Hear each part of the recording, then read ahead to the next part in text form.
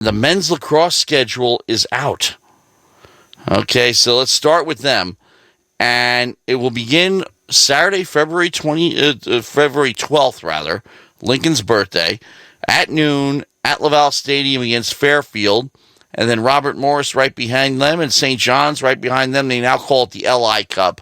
But it's now a regular feature of the schedule that Stony Brook and St. John's play together. But the interesting thing about the LI Cup is that it's being played in Hempstead, which means Short Stadium in Hofstra. And I believe Hofstra might be among the participants in the LI Cup. Let me get that article out. LIU, Hofstra, Stony Brook, St. John's. It's going to be a fun weekend. That's going to be good. Okay, but the Stony Brook will play St. John's in the first game, and of course the championship will be on Sunday and Friday, February 25th, and Sunday, February 27th. Then they get Rutgers at home, and then they go up to Brown, and I remember doing a game at Brown way, way back in 2002. It was the NCAA, Stony Brook's first NCAA bid in Division I against Cornell. And Lars Tiffany then would later coach at Brown. It was his alma mater. Of course, we now know we won a national championship in Virginia, but that's another story. Then the America East kicks in. Now, this is a good one, okay?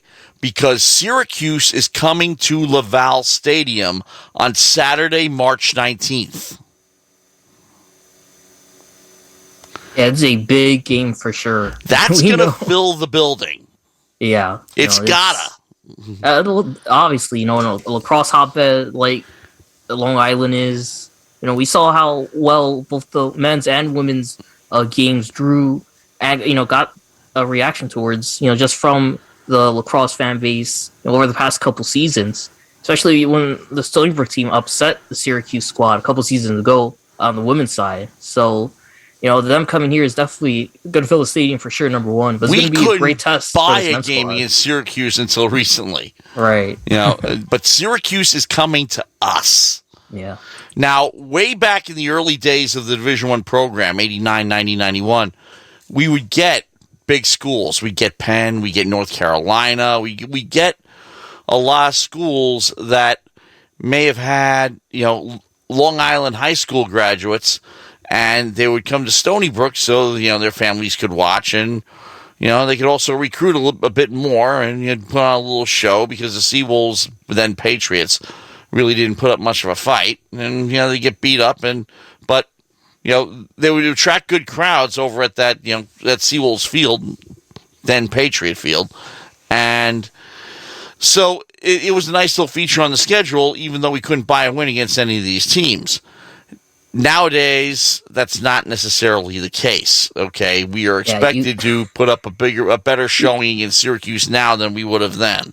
Yeah, you got to imagine for sure. Last season, the way that went, definitely went in the Seawolves' favor on the men's side, just because they were a ranked team or receiving votes most of those weeks, and part of that was because the Ivy Leagues were out, other schools called out last season. But for the America East especially, I think they benefited the most out of any conference in lacrosse, men's lacrosse primarily, with those other teams missing a timeout last spring, because we saw 4 or 5 different men's programs constantly make national headlines, whether it was teams like UAlbany, playing against Syracuse, upsetting them, or a team like Stony Brook playing these national powerhouses, or schools like Vermont, UMBC, Stony Brook, UAlbany trading, the top spots, or, trading top 10, top 15 positions in the weekly rankings. Last season definitely helped America East, boost their overall look per season. Yeah. Well, it gets interesting because, as we said, now it's a Wednesday-Saturday setup because UMass Lowell will be the first conference game Wednesday the 16th, and then they play Syracuse Saturday the 19th, and then they fortunately have the rest of the next week off because then they get Albany. Now, there was a complaint a little bit, because more often than not, way back in the day, and we're talking about the Kevin Crowley era and, some years after that, is that Stony Brook would usually play Hofstra midweek and then Albany that Saturday. And that was, pretty tough because even though Hofstra's a non-conference game, very competitive, as you would expect. Now, they get Albany the following week, which is Saturday, March 26th, and an odd twist to the schedule. They have a non-conference game against Dartmouth at Dartmouth on Tuesday, April 5th, and then they get NJIT at home that Saturday. And then at Binghamton, at UMBC, and home against Vermont to finish off the regular season. So it's a little bit different from what we usually encounter. We don't usually get non-conference games mixed in with the conference schedule. In this case, we get two, and we get two traditional teams. Syracuse obviously is Syracuse, and Dartmouth is a traditional power too. So it's going to be a nice little mix for the fans. Except Maryland. Agreed. And under his spleen, this team has had tremendous turnaround. We don't have to echo it. We say it pretty much every time. We talk about women's lacrosse, just breaking down their games. But yeah, obviously the heavy favorites. You expect some top-tier competition for them. Especially too, seeing how good this men's program schedule looks. Just look at the teams who have top 30 RPI entering this season. Robert Morris, Rutgers, Brown, Syracuse, and two conference opponents in UMBC and Vermont. So these teams aren't taking the non-conference schedule lightly, especially going back to the men's, where just like last year, it's going to be a pretty tightly contested season through the beginning to end. Having teams like UMBC and Vermont with some young studs on their roster, as we saw Stony Brook have with Dylan Palinetti coming back leading the team this season. Yeah, well, Dylan Palinetti is going to be, a lot's going to be riding on his shoulders. He obviously, coming in as a freshman and able to rely on some of the veteran players to carry some of the scoring, but now it's going to be down to him. And we talked about this with Coach Gallardi during the season, that, with a guy at his talent level, but, he's got to mind his place, so to speak. He's the rookie, so he's got to be a little bit deferential to the other guys. Well, that's not the case anymore. Okay, right.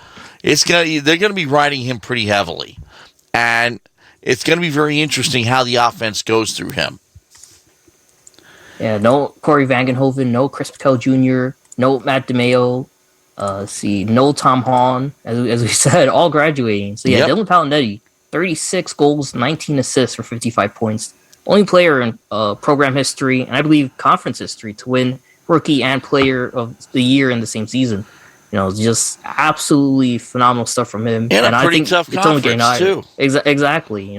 For that, too, a team doing that on a team that ultimately didn't go on to win it all. It goes to show the level of talent he has. Honestly, I'm shocked he's still on the team, just in the sense that I thought for sure other schools would have put in to try to get him to transfer. Maybe they did, and he said no because of Stony Brook's taking their next step to get him from Maryland. So, he's absolutely going to be instrumental in the Seawolves' success come next season. Yeah, well, the guys who are remaining, you still have Mike McCannell, Michael Sabella, David Estrella, and Austin Deskowitz. But Palinetti is going to be the star. And you know what else? Because he was a transfer from a power program himself, when they're going to be promoting the hell out of Palinetti, especially if the Seawolves record is good going into that Syracuse game, because Palinetti is going to be one of those guys that's going to be on the cover of Inside Lacrosse. You know it. And he already has been. Yeah. He's at least had a featured article. Yeah. So he's going to be the poster child for the program, in a way that Kevin Crowley was, 10 years ago. But most importantly, he has the potential to put the Seawolves on the map in a way that even Crowley didn't do. The Seawolves were the big thing complaining about the Seawolves outside of Stony Brook was that, okay, they got up to 5th rank, but outside of that Denver win in the NCAA tournament, who did they beat that was big? And Denver wasn't Denver yet. You know what I mean? Yeah, they played Virginia tough twice, but they lost in OT and lost by a goal. So they they didn't knock off any big powers.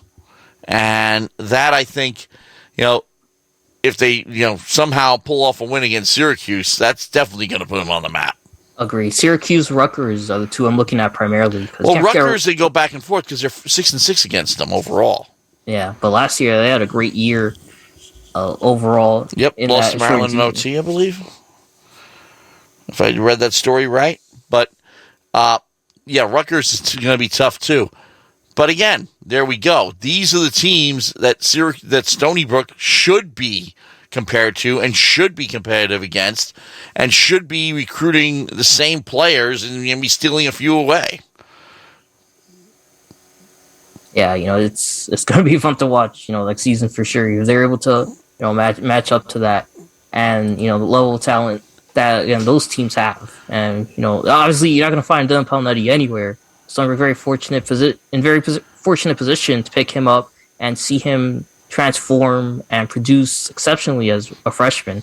But, under Coach Ghilardi, Stony Brook had one of the best offenses, not only in the conference, overall-wise, that the best in terms of scoring, but that one of the best offenses in the NCAA. So if you continue to establish that and refine your defense, this team could definitely go farther than last season because, for this program, Christmas just happened. And I think for Sean Helbron, he put in his Christmas list, can we see Stony Brook go past the first round in the America East Conference? Because they have no problem getting into the Final Four of the America East postseason. But once that first round hits, it is a tough hill to climb over. The Seawolves have never failed to qualify for the America East tournament since they entered the conference in 2002. They've never failed to qualify. Now, the only problem is that 2022 will mark 10 years since they last won. Yeah. And, even go back the last 5 or 6 years. How many times did they even make it to the title game? Once? Twice? Yeah. And that was another thing. Even with the Thompsons, who shared the Tewaaraton Trophy one year, okay, even with the Thompsons, it was always Stony Brook and Albany in the final. And, it was kind of like, I'm definitely dating myself here. It was when Patrick Ewing, we can talk about this again because of Mike Vaccaro's top 75 Knicks, because that came out actually a couple weeks ago. But in the Patrick Ewing era, they would always, run into the Bulls. And when Jordan wasn't around, they'd run into the Rockets, Hakeem Olajuwon, who Ewing did beat 10 years earlier in the in the national championship NCAA game. But the point is that it was kind of understandable because the talent level of Albany was better than the Seawolves. They were simply a better team. And even after the Thompsons graduated, Albany was number one for a little while. So, yeah, okay. We're not quite them. We're not Michael Jordan's Bulls. And that's what we were basically facing Jordan every time we faced the Thompsons. First couple of years, we were able to handle them. Last couple of years, forget it. Yeah, this is a proving point for sure, for the Stony Brook squad. And, as I said, no problem getting inside first round, but, definitely now, especially with a schedule like this, I go back to softball last week to where, you see that schedule and it's a tough schedule and you kind of figure, yeah, this is to really get them ready for potentially another title game against UMBC. This is a schedule I look at and go, yeah, this is to really get them ready to get past the semifinals of the conference postseason. And for this team to really find some success and long-term success, that's going to be key for the squad because it's tough to really get key players to sign on or, join your school when, you struggle to even make it past round one of the postseason. Well, hey, remember we talked to Dylan Palnetti at length on a sports section after he joined the team and during the lacrosse season.